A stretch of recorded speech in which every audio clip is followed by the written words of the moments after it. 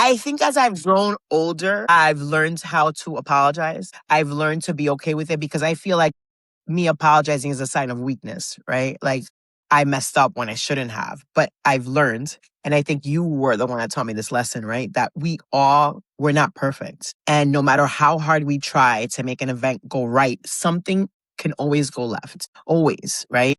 And we just have to be aware of that. And I've learned to explain that to my client beforehand. I'm like, hey, this is going to go as perfect as it possibly can, but there is that 10% that it's going to go wrong. And we just have to be ready for it. And no matter what goes wrong, we're going to try to recover from it, or I'm going to try to recover it with my team.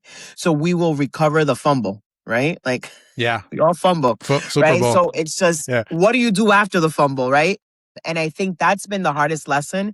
And I've really learned to embrace that one. And I think that life has been better because of it, or my business has been better because of it. Welcome to The Right Fit. Today, we're here with Belinda, the jack of all trades when it comes to being a professional in the events industry and the founder of Sovereign Bee. Belinda is the ultimate planner, bringing personality, trust, and dedication to all her clients. From working with brands like Cheetos, Amazon, and HBO Max Latino, to weddings, concerts, red carpets, and everything in between, Sovereign Bee handles the chaos, executes every time. Belinda, welcome to the show. I am so happy, honored, and privileged to have you here today. For those who don't know, Belinda and I have a bit of a history. She actually was the wedding planner at my own wedding. And since then, I've seen her grow in so many different directions. And I'm just honored to have her here today. So I like to jump right into it. Curiosity, always love to know how people even get started to where they are today. So how did you even get into the planning industry to begin with? First of all, hi, how are you? Sorry. It took me forever to be on here. He asked me a while back, but busy lady. Matters out of my control. I couldn't be on, but I'm here now. How long have you been married now? I just made 7 years. Wow. Okay. Yeah. So how did I get started? So I kind of hit rock bottom. I think that's the best way to put it. So I was working in the radio industry. I worked in radio for many years, and then I was laid off. I didn't know what to do. I tried multiple avenues. Nothing really panned out. I had only temporary gigs. And then I was like, you know what? I'm going to call everybody that I know in the radio industry. So I started calling promoters, producers, managers, people that I still had their contacts. Not that a ton of them were helpful, of course, because, you know, when you're out of the light, everybody forgets who you are. Who? Belinda, who? What? So, but some people were very helpful and reached out. And I started doing an apprenticeship at a flower shop that was right next to the radio station, right? So I initially started making flowers. I was like a florist, I would say a florist apprentice. And I did a few weddings, maybe like people that knew me, they're like, oh, can you help me out on this? But I didn't know anything. I didn't know even that the industry existed. I was oblivious. So what I first started doing was decorating artist rooms at the Madison Square Garden because the MSG at that point wasn't renovated. So I would go in and make the room pretty. I would put up some curtains, not knowing anything, right? I would just put up some curtains, bring in some furniture, you know, make it look cute. And that's how I started. And then I started working for this company called Azteca America. They're a Mexican television station. I don't even know if they're around yet, but I think they are. They're a television radio station. And I started doing events, but my role was an administrative assistant to the C-suite. So they had some events and they were like, oh, jump on here and do this and do that. And they had like an outside event planning company. And then like the following year, I was like, I can do this by myself. I don't need anybody. Like they were like, oh yeah, okay. So I started doing event planning there. And there, I stayed there I stayed there through COVID, right? And then 2 years before COVID, or 1 year and a half, I was given the opportunity to do Mark Anthony's 50th birthday party. But they were like, but you have to be registered to bid. You have to have a real company. And I'm like, okay. So that's when I found out about LLCs and how to register. And it was like thrown at me. And I was like, okay, I got this. So I went in, I registered my business. I bid for the gig and I got it. So that was like my first official gig, right? I would say. And then after that, I remember having a conversation with my boss at that time. And I said, you know, I want to be an event planner. And he hit me with like, well, you have to have you should really know what area you want to go into. Like what is that called? Like specialty. Like Like what niche? specialty, a niche. Yeah. And I was like, I have no Yeah. niche. I could do everything. I don't know. I've done birthday parties, I've done weddings, I've done red carpets. I'm like, I have no niche per se, right? So he was like, yeah, you have a niche. So when COVID hit, I met a friend of mine. She's a friend of mine, and she started updating my social media to become a wedding planner. So I officially became a wedding planner during COVID at the Time. worst time. I know, Yeah, I'm about to say. but I had nothing to do. I was home, and I was like, all right, let's start updating my Instagram, and let's start making reels, and let's start talking about this. And that's how I became a wedding planner. Is that Wow. enough? What? I don't know. Yeah, what Wait, a that story. that that was quite the journey, essentially, because it started off with pretty much a bunch of unexpected doors that just kept opening and just kept Hmm. kind of weaving through. But what I guess essentially it's not something that you had top of mind, right? Because you didn't even know what this was. Things kept stumbling in front of you. Maybe people believe in fate, universe, whatever you want to believe in, potentially that. But let's put that aside for a second. What kept motivating you to keep going through those doors, right? Because every door was something different, something new. Most people would be like, all right, like another new thing, another new thing. Like there's usually a point where people just stop. You just kept going. Yeah, I'm a single mom. I kept going. Okay. So So yeah, that kept pushing you, being a I single think mom. that's been my motivation my whole time. I'm gonna cry. Yeah, it's been my motivation. Look, we all need a driving force, and blessed being a single mom, because maybe in hindsight, maybe at the time maybe you looked at it, maybe you didn't, but now it's like that driving force got you so many things and you were able to accomplish so many things. And I happen to know your son too, and he's been quite the blessing in your life as well. So you're doing good, mom. You're doing good. There's no Mm. perfect.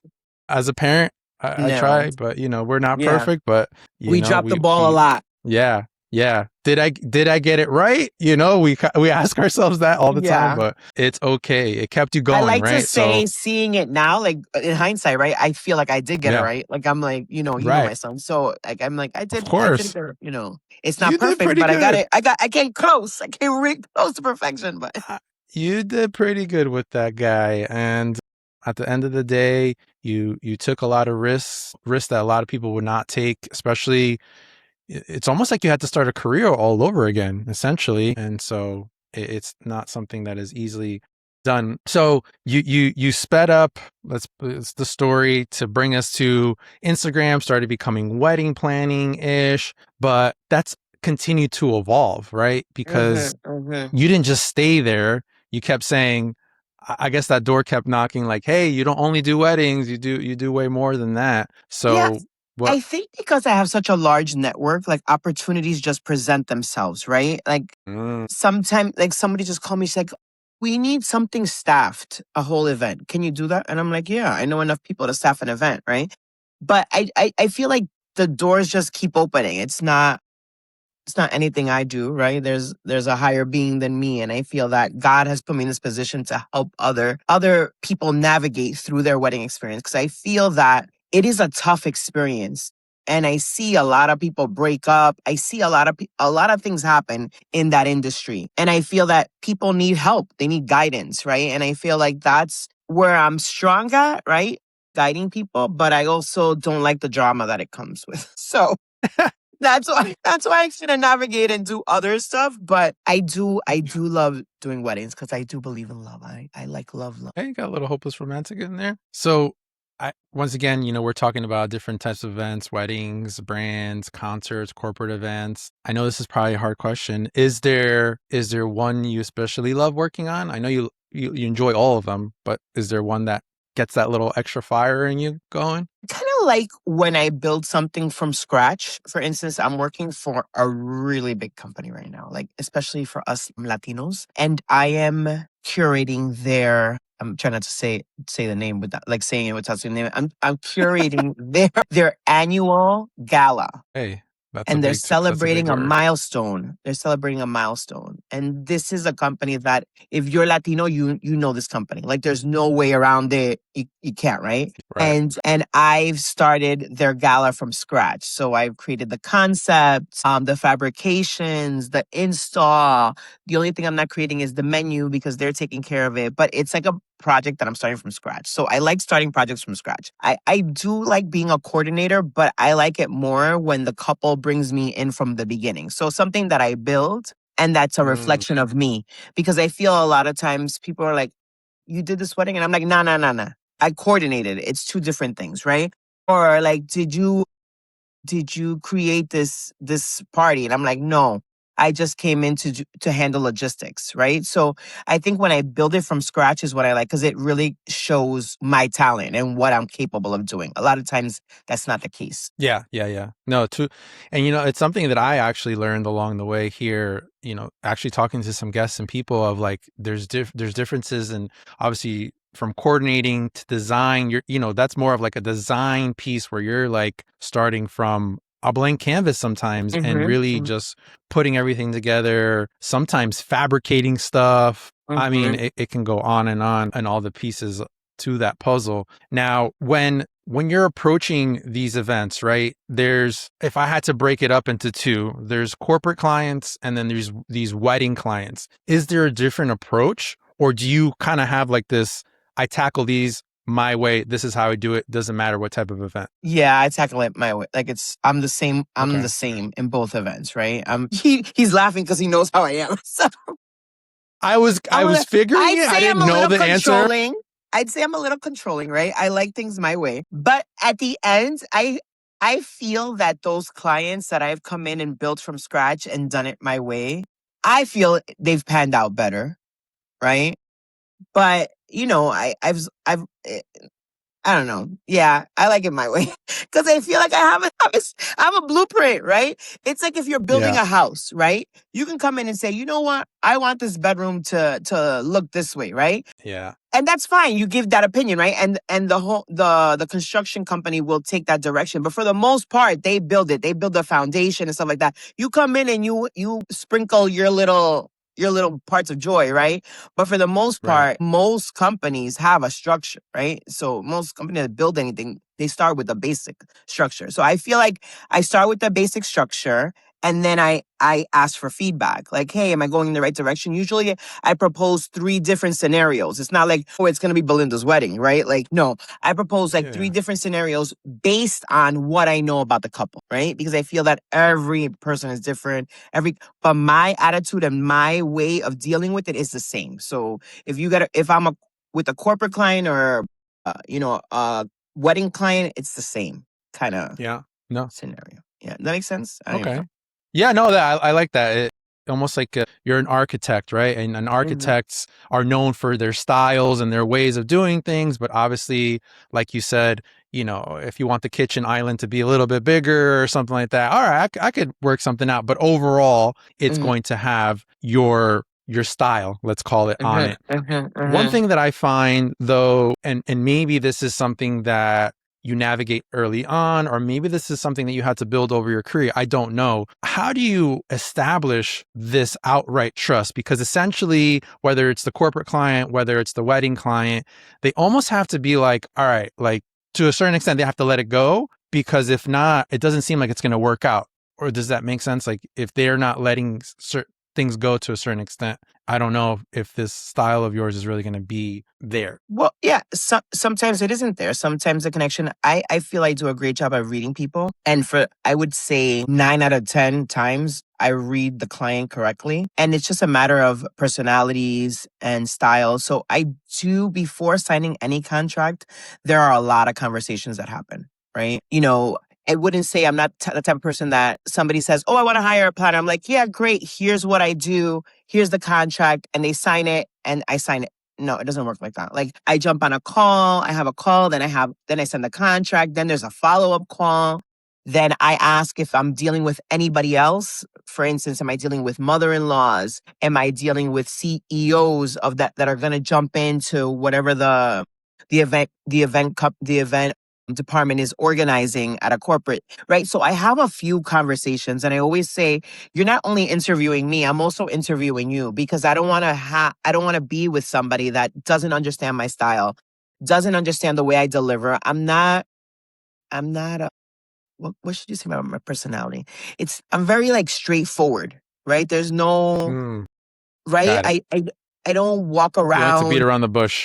Yeah, I don't engage in all these formalities. I'm not like, if you say, "Hey Belinda, I need this by this time." I'm not like, forget about the good morning, forget about the thank you. I get it. I understand that we're all busy, and so a lot of people are not used to that, right? They like the formalities. I can take them or I don't. I don't care, right? I'm just here to get the job done, right? So I feel that if my couples and my clients understand that, we're good to go. But then some people don't, right? So, you have those that think that they're my only client and they're going to call me 24 hours a day and they're going to send me 12 emails a day. And, so things like that, when you're needy and you don't trust me and stuff like that, it's not going to work, right?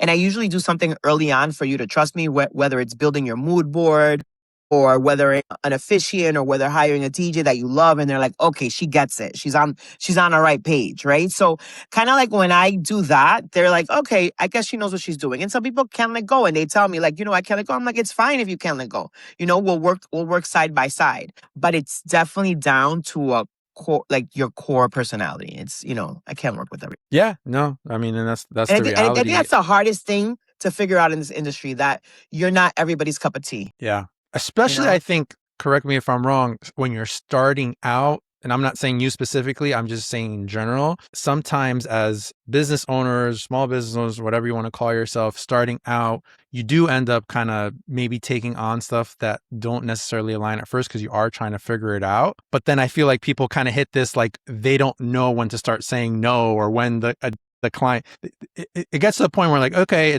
it's okay at the beginning maybe to just try it out, It's test so the true. waters, You're but so right. you have to, draw that line and be like, okay, this is I me. used to take on gigs that I'm like, I don't even know what I'm doing here. This is not me. It doesn't reflect who I am. I would tell my team, do not take one single picture, not one. Don't put a picture. I'm not gonna put it up. I'm not gonna People will be like, oh, you're not gonna put my wedding on your Instagram. I go, no, sorry. So now I'm not at that. Like, I don't care now, but right. Right. I think there's enough for everybody to eat. So I'm definitely gonna find my clients that like me. You're gonna find your clients that like you. So, but in the beginning, yes, I Right. took on everything, right? Like, For sure. Yeah. if I they think told we me all there's go a through wedding, that. we're performing a wedding in a bathroom. I'm like, let's go. How big's the bathroom? Do I fit? Like, I'm like, I don't care. I need to get Is paid. I it? need money, right? So, Yeah, exactly. mhm. That's hilarious. What do you think is one of the like a big misconception about event planning that most people have a hard time understanding? Something that you always have to like either clarify or bring up. That your family and friends are not gonna be there for you. Okay. Sadly Can you enough. elaborate a little on that? Sure. So a lot of times they're like, oh, my maid of honor is going to help out with this. My mother is going to help out with this. What happens when your mother's dress rips, when your mother's hair is not the way she likes it? She has to go back to the salon. She has to go find a new dress like 3 hours before the wedding. People, for the most part, are selfish, right? Especially when it comes to looking good to your persona, right? Like, you're not going to show up to your daughter's wedding looking like crap. I'm sorry. Like, it's just not going to happen. I've had friends show up to my birthday late because they're like, I'm not going with my hair not done. I need to get an outfit. I need, so people just think about themselves in that moment. And I've seen it very seldom that somebody will show up all messed up to the wedding because they had to plan or they had to set the table. But for the most part, they're like, well, this is as good as it's going to look. I got to get ready, or I got to get my child ready, or I got to go drop off my child at the sitter. So I feel that in those moments, it's everyone's celebration. You think it's just your celebration, but it's not. It's everybody's celebration. Like, your parents are happy you're getting married or not. This is true. Yeah. Could be indifferent. So, but everybody wants to be there. Everybody wants to look good. Like sometimes, I've heard brides say to their mothers, it's not your wedding. Like, mom, it's not your wedding. Like, let me live my moment, right? But people are so involved and so invested, and they just want to look good and be there and not look disheveled and not be running around. And so I think that I always tell people it's great if they're helping leading up to the wedding, but at the wedding you really need to release it and get someone that is not part of your family to handle it, right? Or somebody that's not that close, right? Because if it's your first cousin, your mother, your aunt, they're gonna want to be involved. So it's really hard. So I think that I always suggest to people that they really need a coordinator just so everyone can enjoy the party. I think that's a big one. Yeah, and I think something that's overlooked a lot, like you said, because people just kind of sometimes even assume that this is just the way that it's supposed to be or it's going to go. And it doesn't always play out that way, especially such a big day, important day, an emotionally driven day. There's a lot going on. So I think that's a really good, important piece to note. You've done some work also, I don't know if you want to call it either mentoring or guiding other people potentially wanting to be planners, correct? Right? You've done some work over the years with that. Yes, yes. And is this something that you feel, because this show is also for maybe other entrepreneurs or maybe even people thinking of starting in an industry like yours, what's something that you would recommend to them as a starting piece that maybe something you didn't figure out till a long time later? I'm not saying give out all the goodies or all your things, but maybe just a starting point for somebody who is looking to get into the events planning industry. Really know your price points and have a Okay. bookkeeper That's a or tip. accountant, right? Like really know how much profit you're going to make off each event before you start pricing. I did mentor this one lady. She opened up a space, event space. Now she's an event planner, but she opened up an event space. And now she'd be like, and I would tell her in the beginning, I'm like, before you start, she's like, oh, I set my prices already. I'm like, do you know how much you're gonna make from that price? I'm like, well, how much is yours and how much you're putting into it, right? Like, did you calculate hiring Yeah. staff, your cleanup crew, all that stuff, right? So Yeah. I would say that is really work out your numbers because you do lose a lot in the event planning, especially when something goes wrong. You have Mm. to shell out money if you're not prepared for it. So I think knowing what a lot, like a certain number to every like line item and just know where all your money is going. Because this still happens to me to date, right? To this day. Yeah, to this day. So I think that if I would have known that back then, I would be in a different position. But you roll with the punches. Yeah, and I think that depending on who you are, some people are just, let's call it just flat out creatives. They Correct. know they need to make some money to live, but it's not on the forefront. Mm-hmm. And I Mm-hmm. think that's the big difficulty sometimes with, let's call it owner operators or smaller operations where there's so much passion, there's so much creativity, is this, that, the other, but like you need the numbers and all these other things to align too, especially now more than ever, where everything is just like you getting somewhere. Like you go do a job in New York City, like, It's you're spending a two, three hundred, hundred bucks and you haven't even done 150 anything. each way. Mm-hmm. Mm-hmm. Yeah, you haven't even done anything and And you're then a the couple hundred tickets, bucks and I in. always say, like, think about if you get a ticket, how much a ticket's gonna cost you, right? Yeah. No, Sometimes, I got yeah. hit with a ticket one time too. And I was parked in a commercial parking zone. I didn't know. Hmm. And boom, there's a ticket. Actually, one of the Mark Anthony events. For real? Are you being funny? Yeah, I swear to God, in that back loading area. And I thought, oh, I got a truck. And no, the time frame, because they get you with the times too. Like during this time, it could be Yeah, this car, yeah, during that. yeah. And I was in the time and whatever. It is what it is. But yeah, I think that's important. Something that I think is not often spoken enough about. Because we see a lot of things, especially now on social media, tips and tricks and learning things. But I feel like financial literacy is not, is become a little bit more thing, Mm. but there's still Yeah, I not think enough I, out I there. I like this one planner, I Shine Events, and she breaks down parties, and she's like, "You want this? This is beautiful, right? Yeah, but it costs $250,000 for a 30th birthday party." Like you're like, what? People are like, yo, Yeah, and I'm like, no, that's how it is. I'm like, you assume that things are cheap or like, oh, that's nothing. Like, how much can a drape cost? How much can a drape cost? Your living room man. drape can be like $3,000. Like, so think about a venue Hmm. draped, right? Yeah, So yeah, yeah. I think some planners are doing a great job of putting that out there and being transparent about what goes into these actual parties. for sure. For sure. I think that's great. And something that, like I said, we need a little bit more of. So when we talk about all these things that you've done, right? And I continue to see you do so many amazing things. It's so cool to see. Has there been like a highlight moment for you where it really just said, all right, like this is, I know you mentioned the Mark Anthony thing being like a first, like a real one, but was that the only moment or was there like a moment after that where you're like, you had like that one event and you're like, wow, like I'm really in this and like, this is a thing for me. Like, I feel like we all kind of have that moment where it kind of clicks. Yeah, I don't know. I don't think I've had that moment. Okay. Yeah, I don't know. I don't look at it like that. I don't. Maybe I think the one time, so there's certain events that I tell myself I want to do that before I retire. Like I definitely want to do that. And two of those events happened in the past like year and a half. One being the Super Bowl. Now I didn't work for the Super Bowl, Benito. I wish I was in that field. But I was working with Budweiser, with which they're the top sponsor, right? So I feel that I was in it enough to be like, I was Yeah. It's here. pretty I finally close. did it, right? It's Yeah. pretty close, right? That's Yeah. one. And then the other one was when I worked the MTV Awards. Because growing up, I always looked at the MTV Awards and I'm like, oh, I love, they're so cool. Blah, blah. And then when I worked it and I was there and behind scenes, it was a great experience. And I was like, oh wow, yeah, I kind of made it, right? Like I kind of this is kind of cool, right? Yeah.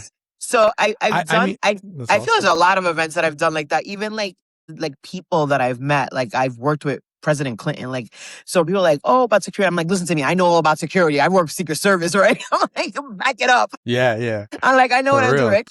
So things like that are these moments that I'm like, wow, I can't believe I was next to that person or I was in the same room with that person and they're great.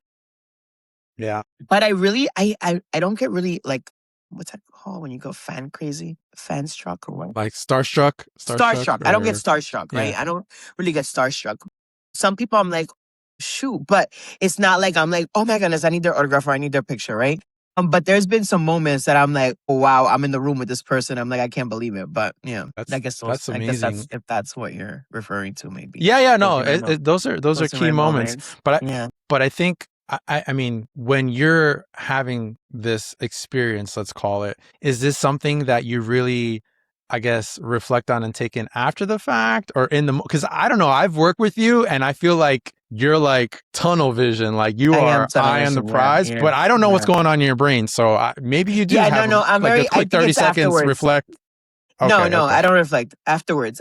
I always tell my staff, I'm like, don't even ask me how my son is doing. There's nothing going on right now except this event. Like, this is it. This is it. Don't ask me if I ate, if I need water, if I need to don't ask me anything. You know Facts. how I Yeah. get. I'm like, I don't I, care about anything except the event that's happening at that moment and the person who we're celebrating, for instance. yeah. No, for sure. I like that's why I was like, I wonder if this is during or Yeah, it's after. usually I figured afterwards. Like probably I after. remember coming home from the Yeah. Super Bowl and looking at all my pictures and being so close to Post Malone. And I was like, wow, this is like crazy. I was like next to Jerry Rice. I'm like, what is this? I'm like, this is crazy. But it was Wow. after the fact when I was just looking through my pictures, being in the same room with Tom Brady. I was like, nah, this is, Yeah, it's surreal. That's crazy. It's just awesome. crazy. That's Yeah, awesome. yeah. And especially like hearing the sped up version of your story, right? I know you left out some details because you gave us the quick version, but like, going from, I don't know, what span would that be? Would that be an 8-year span, 9, 10? Like how many years, like 18. really? Yeah. It's so I was discussing this with my sister the other day because I was like, yeah, it really started in 2018. She's like, no, you started before that. I'm like, I didn't know what I was doing before that. I was just Yeah, like, yeah. I was like playing house. I was like, I had my little Barbie doll house and I was just moving the pieces. And I was like hoping it lands, right? But I think in 2018, with the challenges that happened at my first event, I was like, oh, this is not as easy as it looks. Like I need to step up my game. And that's when I started learning the process, like, creating checklists and making sure that I had everything in place. Like it was just crazy. And there was this one story so it was supposed to be this rug delivered, right? And it was a custom rug. And that rug didn't make it to the party. So Ooh. FedEx dropped it and I looked at the FedEx and it said, okay, arrived, but I didn't check if it was there. I didn't call. I didn't check. I've learned that no matter what delivery, somebody has to physically check and make sure it's there. So it arrived and it was there. And then the FedEx truck that was coming to pick up, the box was in the area where the pickups happen. And he just picked up the rug and put it in. Why he didn't scan it, because now I find out how FedEx works. Why he didn't scan it when he put it in the truck, but sometimes people in a rush are like, I'll just put it all in, I'll scan it when I get to the warehouse. They put the rug back in the truck. Talk about stress. We showed up at the FedEx facility where it was at. And they're guarded, they're security guarded. You're trying to explain, Yeah, you're I'm like, about to my say you box can't is just roll up in inside. there. Nobody. Yeah. Let me hop in there and grab that real quick. So that was, but Yes. luckily a lot of times I do surprise clients with parts. And so I don't show them the whole mood board or elements that I have. So it wasn't that big of a deal that it wasn't there, but the client knew it was supposed to be there. Everybody else didn't, but the Yeah. client did, So that Oof. was a big one. So you learn. So I would say from 2018 to now, what's that? Yeah. 8 years? 8 years. Yeah. Yeah, 8 years in Uh-huh. the thick of it. And Yeah. I mean, Yeah. you just shared a lesson, but what do you think is the hardest lesson you've had to learn in the events world? That things won't always go the way you planned them to go. And you have to be okay with that. And Is that hard for your personality though? it's hard for my personality. Stop playing with me. It's hard. But I think as I've grown older, I've learned how to apologize. I've learned to be okay with it because I feel like me apologizing is a sign of weakness, right? Like I messed up when I shouldn't have, but I've learned. And I think you were the one that taught me this lesson, right? That we're not perfect. And no matter how hard we try to make an event go right, something can always go left, always, right? And we just have to be aware of that. And I've learned to explain that to my client beforehand. I'm like, hey, this is going to go as perfect as it possibly can, but there is that 10% that it's going to go wrong. And we just have to be ready for it. And no matter what goes wrong, we're going to try to recover from it, or I'm going to try to recover it with my team. So we will recover the fumble, right? Like, Yeah. we all fumble, Super right? Bowl. So it's just, what do you do after the fumble, right? And I think that's been the hardest lesson. And I've really learned to embrace that one. And I think that life has been better because of it, or my business has been better because of it. It's amazing. I think like life lessons that turn into something positive. And then obviously, I think we all have moments. I know I have where, I mean, I'm not assuming that you've had this moment, but I feel like when you're in the thick of things and learning things, sometimes you want to give up. Like I've had moments where I'm just like, should I be doing this thing? But I think when you take a step back and you find new perspective like you have, then it can obviously give you more life and a longer runway to keep going in what you're doing. Mm-hmm. Mm-hmm. Yeah, So I wanted to throw in the towel once. Oh my gosh. That was like the worst event. It was an event on a hill. It was a hill. I had worked at that venue before. I didn't go to the walkthrough because I had knee surgery, so I couldn't go to the walkthrough. And I trusted somebody to measure the space. And I was like, "Are you sure that we have 2 feet of flat land?" And they were like, "Yeah, yeah, yeah, yeah, yeah." And I'm like, "Are you sure? Because it doesn't look like he." And he was like, "You've never been up there." And I'm like, "You're right, I haven't, but it doesn't look like there's 2 feet of clearance." Yes, there wasn't even like 8 inches of clearance. That was like a hill from the start. So we had to build a fabrication on a hill. Think about like, let's say a hedge wall, right? They're green walls or just greenery, right? yeah. On a hill, and hope it didn't fall and tumble over on somebody. So we had to secure it with bricks. I was just crying. I couldn't even, I just sat there and I just started crying. I was like, well, here goes everything. Wow, this is it. So it was just a Hail Mary. I was like, it's going to be what it is. I'll say a prayer, stop crying. It is what it is. But yeah, I was like, I'm quitting after today. And then it was 104 degrees. Ooh. On top of that. So nothing was going in my favor. And I couldn't go up the hill because I had knee surgery. So I couldn't even get up there to figure it out. I had a hope that whoever I was explaining it to knew what they were doing. Yeah, it was crazy. It was just nuts. I wanted to quit. Wow. I still think But about I that guess it event and I worked want out. to quit. Damn, that's I'm traumatizing. like, that was traumatizing. The PTSD from that was real. That's wild. And it's interesting that people I'm not sure if your client knew or didn't know, but sometimes they don't realize what you go through behind the scenes. They had no idea. They had no idea. They were like, oh yeah, it could stand up there on the hill. No big deal. No big deal. You ever see that audio? They'll never know. They'll never know. They're gonna know. They're gonna know.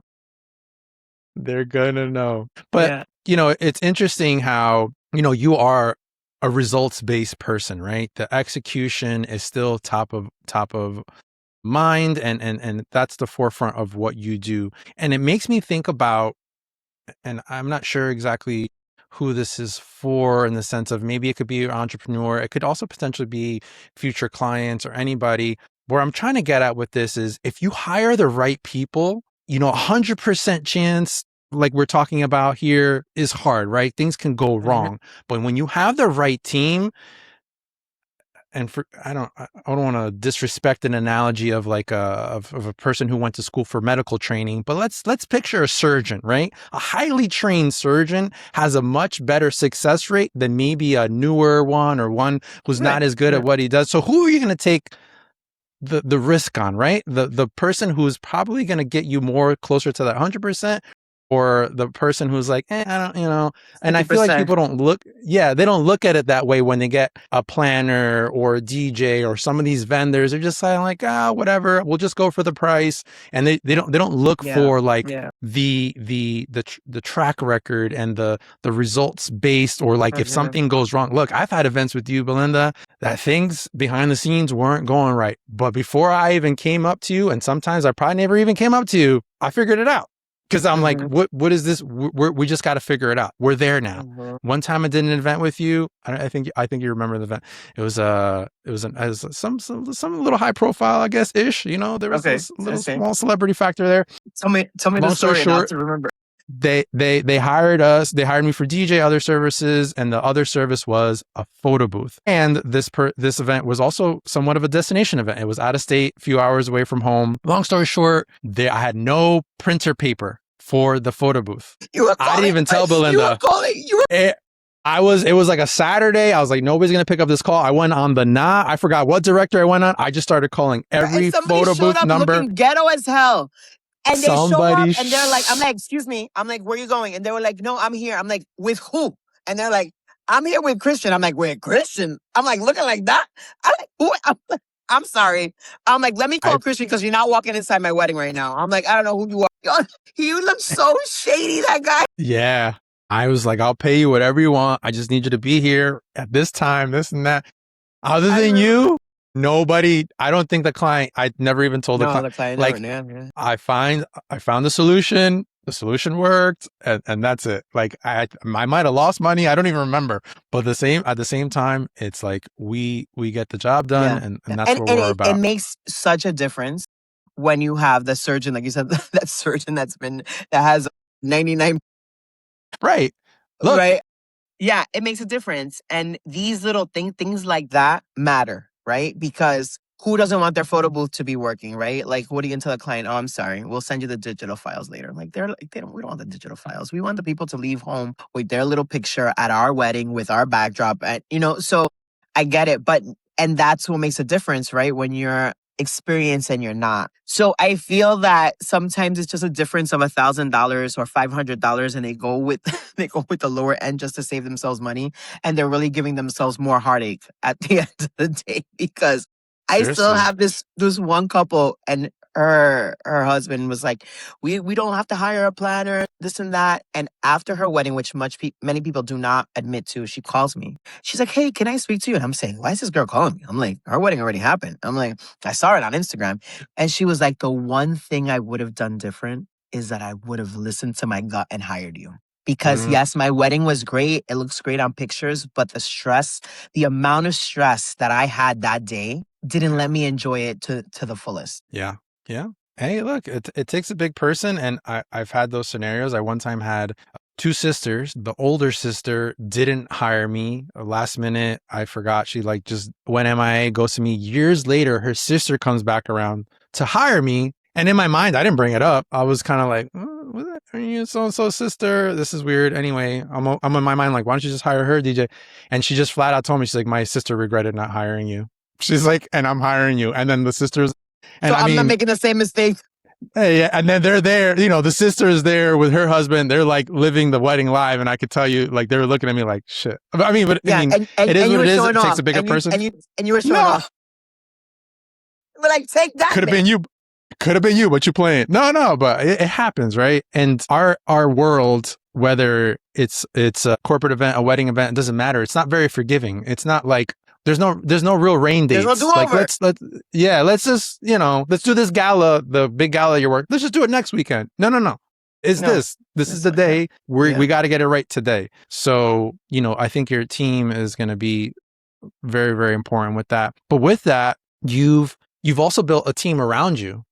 So how has that played with your personalities and what you do, but also being a leader? Leadership is, I feel like, a different skill. Is that something you always had, or something that you learned early on from one of your other jobs, or how did that develop? I think that started from my ballet school years. I really think Oh, that I always credit my dance school teacher because we were so young, and then we had to, I would say I was the finale. So if you know anything about dance and dance recitals, there's always one big finale where everyone that's in the dance school is part of. Sometimes even siblings are part of it, parents, like people go all out in these finales, right? And to coordinate that finale, it takes a lot, right? You have the little 3-year-olds that don't know where they're going. They're just walking all over the stage, like doing whatever they want. And I think that I learned that quality early on. I think it's from there that I get it, like from dancing, from stage blocking, from things like that. And that's how life goes at events, right? You need this person here, that person there.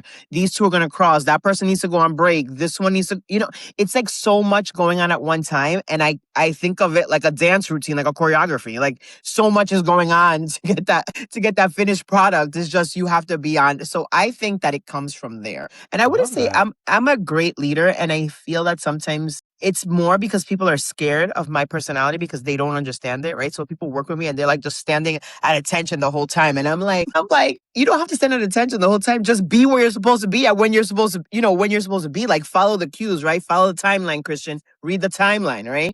Read the So timeline. so I think if people prepare themselves, they don't have to get scary, Belinda. Like just be ready and know what you're supposed to do when you're supposed to do it. Yeah. That's all I ask. Yeah. I love the dance recital analogy though. That is pretty Cause cool though. cause your Because daughter's in you are. dance and you see Yeah, them all yeah, over the place. yeah.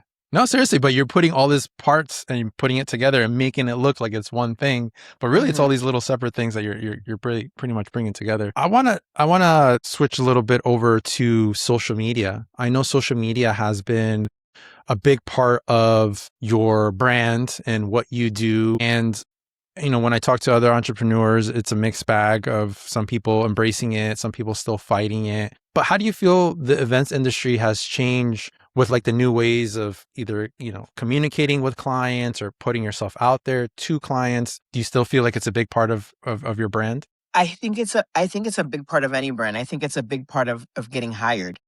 I don't rely on it like I used to. I Okay. remember I used to be on there every day, every week, nonstop. And I feel that I don't have that time anymore just because of the type of gigs I'm doing. Like right now, I'm dealing with that gala that the name shall not be mentioned. I'm dealing with an influencer food festival, right? He has 1 million Is that fun? followers. I'm dealing with a city festival that's about 7 blocks long with like 400 vendors. I don't have time for Yeesh. social media right now, but I know that in my slower seasons, I ramp it up Mhm. because I Okay. feel that these companies that are, let's say, the residents compared to the surgeons that have been established, the residents, they are hitting it hard. They're hitting that social media like day in, day out, 3 posts a day, True. their stories, they're on it. And that's why they come up on your algorithm, right? It's because they're at it. Mm. And I know that because that's what I had to do to get to where I was, to get to where I am, right?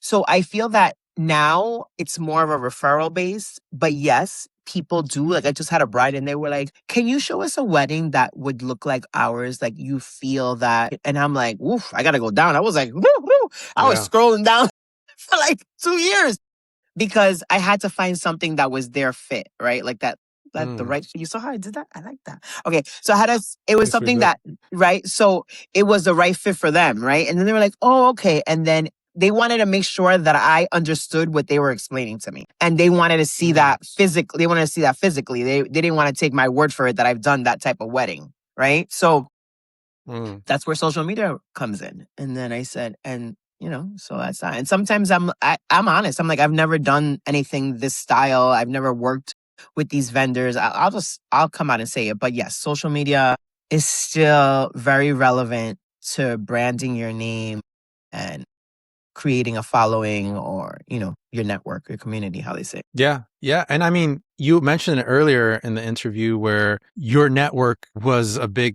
piece of the starting point. continues to be a big piece of what you do and how you do it. And I mean, it continues to be that way. And I that's something that I struggled with for many years, and something that I've Yes. tried to get better with in the last Yeah, and couple you're years, embracing it which is, now. And I see you and you're yeah, embracing it. You're doing well. Like, I love it. thank you. And Thank you. I Yeah, feel I've like been trying to. people don't know your full personality. Like, I know your personality. My son knows your personality. Like, we sometimes we come home from events and we're tripping. We're laughing about you the whole way home. We're like, when Christian said this and when Christian said that, and we're like, he's so funny. And I think that people don't know that side of you. So when you put that out there in your socials, I love it. Like, I'm like, see, Yeah. like, because I think people connect to that. That's what they like. They like to see the authenticity of who the person is behind the scenes. Like, not too much, right? Like, you're not gonna see me drunk at an event and see how I act, right? But that's like, Yeah. like, you might never hire me. You're like, this girl crazy, you know? But for the Yeah. most part, that side of you that people won't see, that non-professional side of you, to say, right? Because I feel like you're Yeah. really witty and clever. And I think that would bring an element to a wedding that people don't expect. Right, right. And I've tried to embrace that more.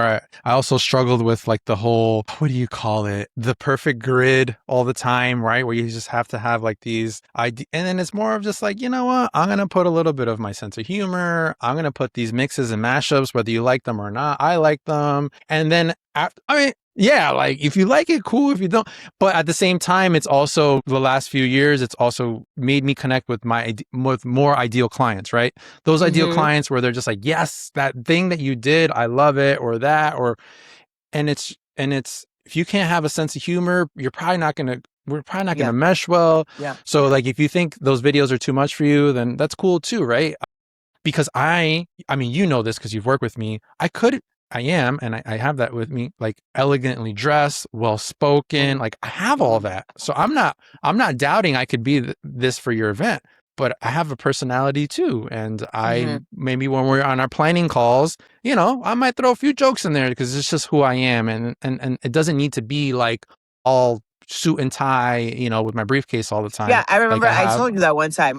One time, I think yeah, you were on vacation and you were like, I don't have my computer. I don't have this. I'm like, Christian, just be yourself. I'm like, you don't need all that. yeah, I'm like, right, just right, right, talk. right, Like, just be yeah, yourself. I'm selling them on your personality, not on what your right, presentation looks like, how your little, when you right. come your Zoom calls, you have your little music going on and you have like a whole production. I'm like, no, we don't need all that, Christian. Just be yourself. Like, we're good. Right, right. It's funny how we get in our own way sometimes. Obviously, we all have moments of overthinking, or like we talked about it earlier, did I get it right? Making the right choices. But maybe it comes with maturity too. I know you mentioned that too. Like as you got older and you start letting some things go and just saying like, Yeah. hey, it is what it is. Even starting this interview series, I always reflect on it, or I've even shared with some guests where I was looking for this perfect studio all the time. And now I'm just in my home office. We're doing it virtually. You're at your home. Like before, it needed to be in the special place with the perfect chairs and the thing. And then it took years to even get this going because I was looking for this thing. And then versus like, what is this really about? This is about connecting with people. This is about listening to your story, learning more about your journey, and then still Yeah, making some of it the good. most famous people, some of the most famous people on podcasts, their podcast studio is nothing. Like they're interviewing Yeah. people on the street. It's Right. not a It's production. They true. don't really care. Like, hey, come Right. come to my living room, come to my bathroom, or sit at my kitchen table, and it's just so natural. And I feel like Yeah. those are the ones that take off. Right. Yeah. It's really about the conversations, which is really what I've been focusing on. So I know we've been talking a little bit about social media. I'm curious because this is a hot topic. What's your take on AI and your business? Oh, goodness gracious! So I'm even scared to talk about this because people they go crazy. So Right. I'm Right. No, actually I'm saying working I've with an seen. AI company. Funny enough, you should ask. Wow. Okay. I'm about to work with Anthropic. Yes. So it's very interesting because I feel that AI hasn't taken off yet. Like really, like we think it's taken off, and people are like, "Oh, it's doing this. It's taking our job," and I'm like, "You haven't seen anything yet." I'm like, "Children, like it's right." So I don't know what it's gonna be like in the future. I personally am enjoying it right now. It works for me, and hopefully by the time it takes off, I'm retired and I don't care. But I'm like, I can see how some designers, how it's taking over. The thing is that although it can design it, you still have to make it work in real life. It doesn't, it only works on the screen right now. It's not like, yeah, okay, great. Like that fabrication looks great. How are you going to make it? Right. So Who's going to make it? Yeah. who's going to make it? I feel like it's a tool, like an assistant, right? It's like it can help you get to a certain point. Like, I'm like, how would this room look with black and white curtains? Instead of me going out and getting the curtains and putting them on, I could just ask ChatGPT, they're going to put the curtains on the wall. I take a picture of the room and I already know. So I'm already like, I can easily pitch that to somebody. Look, black and white's going to look great.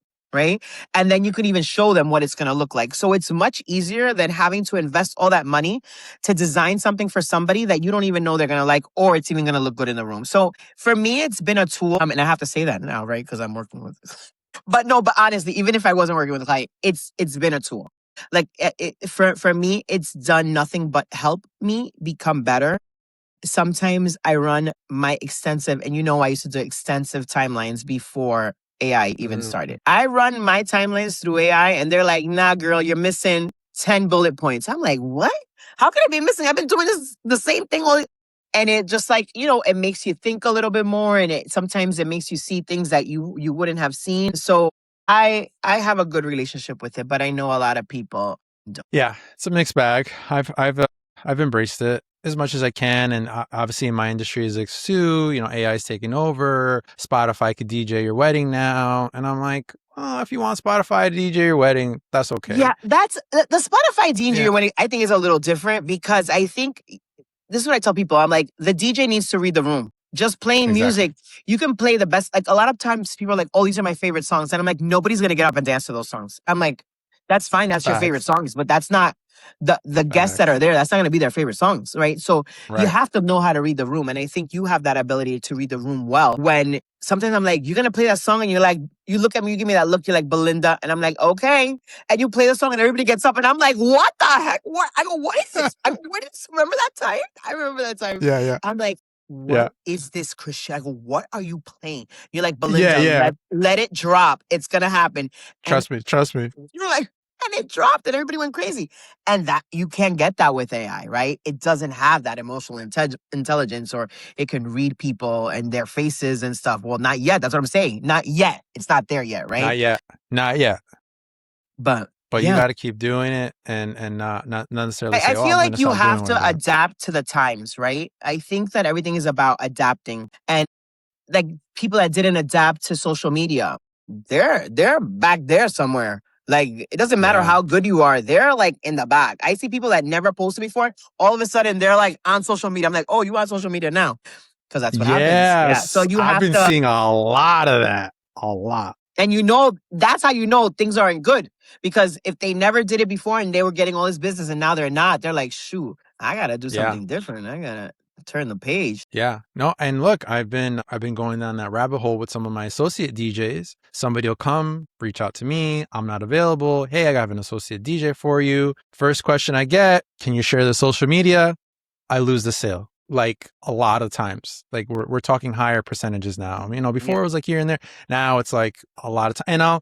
And this just happened to me this past week. I reached out to the client because I'm like, hey, look, as a business owner, always looking to improve. Any feedback you can provide as to why you went in a different direction, blah, blah, blah. I didn't see anything on their social media. Flat out. That's what they told me. The other DJ had, them DJing or samples or whatever. And I liked that I got a little preview of what to expect or what I'm going to get for my wedding, whatever. For sure. And I was like, man, well, I appreciate the honest feedback. And that's where we're at now. And we're at an age range as far as weddings go, where that's where they're looking, TikTok or Instagram, they're doing a lot of the research on there. So if you're not on there, I'm not saying you can't get any gigs, but it's going to be harder because even I know you as a planner, you could recommend me. A lot of times they're still probably going to go on my social media, or is that? Oh, of course. Yes or no? Yeah. They always go. Well, it's that I think I give them social medias before I give them the website. And they're like, they're like, who would you like to refer? Like, or who are you referring? And I sent Instagram or TikTok. I'm like, this is their socials. Check them out there. I think that will make them make a decision faster than going and reading through somebody's website. Right. Which we've also learned that sometimes in websites, it's a lot of text. It's still not a lot of like what they're looking for nowadays. People want to feel personality, Maybe corporate is different. Although I've recently lost a corporate opportunity. I was actually away on vacation, and so they didn't really get to my socials fast enough, or whatever the case may be. But they really didn't really get a sense of who I was through like a website with like a headshot and like a bio, and it's kind of hard to get a feel for the person, you know. Yeah. So I think it's pretty important nowadays. So we're getting to the end of our interview, because you're gonna hit me with person. some crazy question. So rapid fire questions, rapid fire at the end. So a little bit more of like what comes top to mind. They don't be need careful to be because I might curse in rapid fire. Yeah, You know, yeah. So easy right. with rapid fire. That's it. First that comes to your top of your head, even if it's a curse. Oof. What's one detail guests remember most about an event? This is rapid fire, and I'm still thinking. So I always say, if the food and music are good, they won't remember anything else. Okay. So good music, good food, we're good. What's something that instantly throws off the atmosphere or the vibe at an event? Bad music. Could be a buzz killer. Yeah, no, it was so funny. I just went to this barbecue, and it was one of Jack's DJs, right? And they weren't setting up on time, and I'm like, well, what time is supposed to be ready at? And she's like 6. I go, well, it's not 6. You gotta get them to 6. I'm like, if at 6 o'clock they don't start, then you have something to clear. She's like, oh, but they're still. I'm like, yeah, because it takes them a minute, but trust me, they already know what they're doing. 6 o'clock, that song went off, and it was like, I was like, oh, this is gonna be a party. Like I was so excited, right? But I know if that at 6 o'clock that song wasn't, I was gonna have to call Jack myself. But like things like that, Yeah, so definitely for sure. Yeah, that music vibe is for sure. Yeah. If you weren't currently doing what you're doing, Sovereign Bee, event planning and things like that, what do you think your career would be? I'll be a DJ. I love music. Are you serious? Yeah. For real? You think it was so funny? I was speaking to my younger sister the other day, and we said something about, she's like, have you ever thought about DJing? I go, all the time. I'm like, all the time. So a lot of people don't know this, but I'm a trained pianist. What? Yeah, I played the piano until I was 21. Okay, so you know music. That's why when I tell you a song fits and people tell me it doesn't, I go, yes, it does. You got to wait for the beat. You got to wait here, enter. Sometimes, we just think of the normal transition of the song, like, oh, at the hook, put it in. And I'm like, no, over here in the beginning, right? Yeah, for sure. There's different song structures. So, if you're hiring, let me know.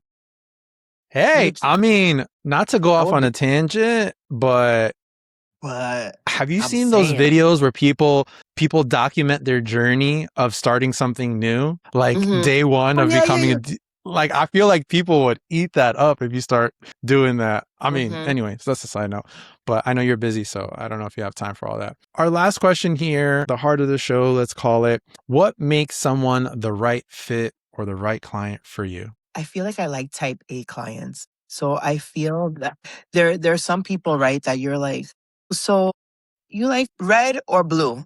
They're like, well, maybe if you put a little blue. Nah, I don't like that. No. Black and white. Like, I like red or blue. Give me an like, answer. Don't give me.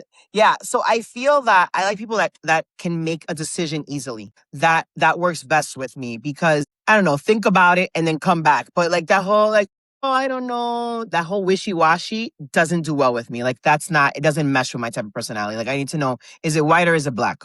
Or gray. It could be gray, but just be definitive about the gray, right? The shade and everything, right?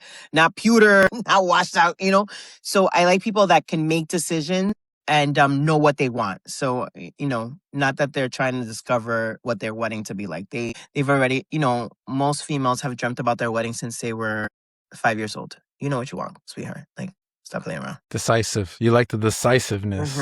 I like that. I never thought about that. So I know you're trying to keep active where you can. So where are the best places to find you? Is it Instagram? Is it TikTok? Is it your website? I would say Instagram is the best place to find me. I do some TikTok every once in a while. I haven't gotten into it yet, but I would say Instagram and my website. Okay. Instagram, website. Is your Instagram correct? Very, very good. You better know that. And what's your website? So, does everybody know you're my work husband? I don't think we stated that. No, I don't think we. Yeah. I did mention that you were my wedding planner at my wedding. Yeah, but he's my work husband. Yes, we've developed a relationship over the years. Well, I met your cousin at a party and she was like, aren't you my cousin's like work wife or something like that? Right. I'm like, well, I only have one work husband. So Christian, I'm like, is that what, because you didn't say your name. She's like, aren't you my cousin's work wife? And I'm like, is your cousin Christian? That's so, hilarious. I know. yeah, that was I was funny. DJing I a thought it was wedding on really funny. Saturday, and then I get a selfie of Belinda and my cousin. Is that the same party you said? What was it? A baby shower? Yeah. It was at my friend's brother's house. Okay. Small world, small worlds. Yeah, Small world. we're everywhere. Well, Airy. from the bottom of my heart, you know, you have that special place. So I appreciate you being a part of this show with me today and being a part of my journey, which essentially is a big part of this show. Belinda and I also used to have a podcast back in the day too. And so, you know, this was amazing to have you here today to talk to you and learn a little bit more about your story and your journey. The hope is for it to hopefully inspire others as well. So thank you for making time here. And for those listening or watching, don't forget to subscribe and follow us. And of course, tune in for the next time. Thank you for joining us here at The Right Fit. Peace. Hey.